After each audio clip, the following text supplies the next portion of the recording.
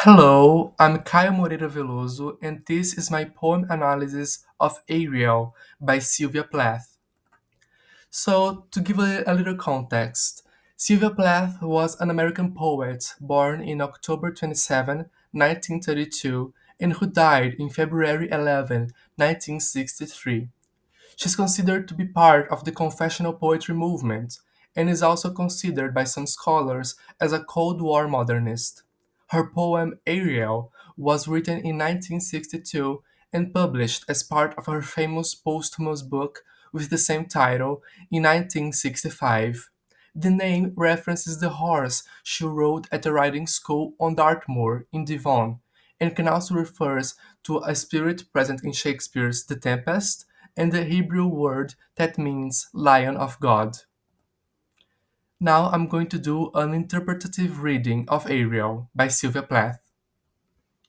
Stasis in darkness, then the substanceless blue, power of Thor and distances.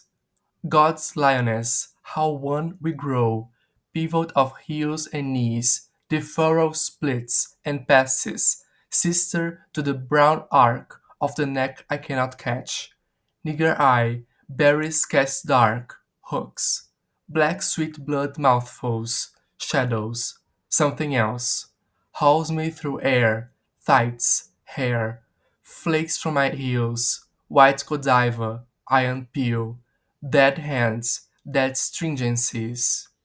And now I foam to wet, a glitter of seas, the child's cry, melts in the wall, and I am the arrow, the dew that flies, suicidal, at one with the drive, into the red eye, the cauldron of morning. Now, through the analysis of the poem, we can think about Ariel as a poem that is composed of 10 three stanzas with an additional single line at the end and follows an unusual slanted rhyme scheme.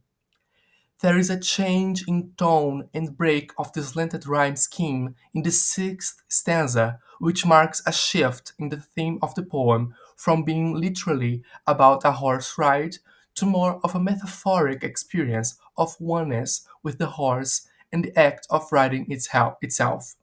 It has been speculated that, being written on her birthday, as well as using the general theme of rebirth, Ariel acted as a sort of a psychic rebirth for the poem.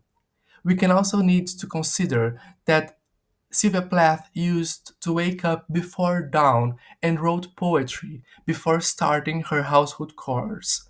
In the poem, as she begins to fully thrust all this power and all of herself into these words and begin to form her new identity, she becomes interrupted by her waking children, as portrayed in the lines, "The child's cry melts in the wall," and from then on, she begins to fly suicidal into the cars and drudgery that consumed the rest of her day, which we can see in The Red Eye, the Cauldron of Morning. We can also note that the poem consists of rich imagery, like in the line that reads, God's lioness, being referenced to the Hebrew word Ariel as in God's lion, but switched to the female, lioness, as Sylvia Plath herself identified as female. Also, in the stanza which reads, White Godiva, iron peel, dead hands, dead stringencies, there is a direct mention to the image of Lady Godiva, who is remembered as an Anglo-Saxon legend who dated back from at least the 13th century, in which she rode naked, covered only by her long hair, through the streets of Coventry to gain a remission of the oppressive taxation that her husband, Leofric, imposed on his tenants. In the stanza in which the reference to Godiva appears, she seems to be outlining her pre-dawn poetry, writing, "For in the poem these actions take place before the sun has risen." We can also interpret her undressing as an erotic metaphor for her undressing the structure of her poetry identity.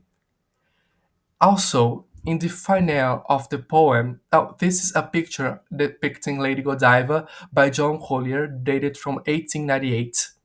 And now, in the last stanzas from the poem, We can note that there is a repetition of the sound I, which we can interpret as she builds up speed and tries to form herself a new identity. This sound repetition represents the I of her identity. We can note that when we read, and now I foam to wit, a glitter of seas, the child's cry melts in the wall, and I am the arrow, the dew that flies, suicidal, at one with the drive, into the red eye, the cauldron of morning.